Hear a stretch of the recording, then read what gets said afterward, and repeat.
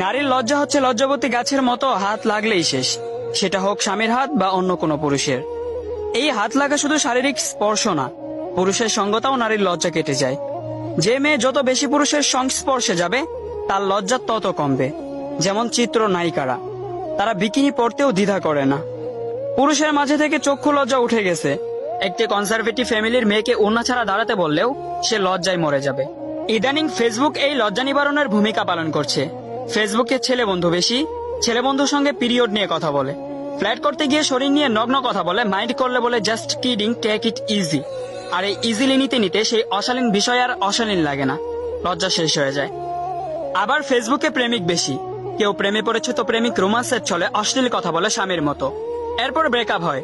আবার কারো প্রেমে পড়ে, আবারও চুম্মাচুম্মি, আরো কত কি করে, আবার ব্রেকআপ। লজ্জা শরমের মাথা খেয়ে মেয়েটা একসময় নির্লজ্জ হয়ে যায়। প্রেম নারীর লজ্জাশীলতাকে গ্রাস করে, পুরুষের সব বিলীন হয়ে যায়।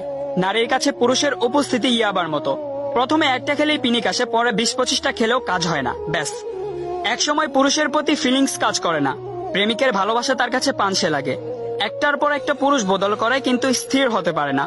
জানাশোনা শেষ হলেই আর ভালো লাগে না, বোরিং লাগে, কারণ ডিফারেন্ট টেস্ট নিতে নিতে ভালোবাসার অনুভূতি শেষ তার। মুরব্বীরা বলতেন বিয়ের পর মেয়ের লজ্জা কমে যায়, বাচ্চা হবার পর আরো কমে যায়। তখন বুঝতাম না, ভাবতাম লজ্জা ফোড়ার মতো কিছু, বিয়ের পর গলে যায়। আগে মেয়েদের কাছে স্বামী ছিল পুরুষ, তাই বিয়ের পর কাছে আসতো। এখন বিয়ে লাগে না, পুরুষের কাছে আসতে ফেসবুক হলেই চলে। ফেসবুক সেই স্বামীর ভূমিকা পালন করছে। আমার কথাগুলো যদি না বুঝে থাকেন তাহলে ভিডিওটা আবার শুরু থেকে দেখেন, কথাগুলো শোনেন, তারপর মন্তব্য করেন।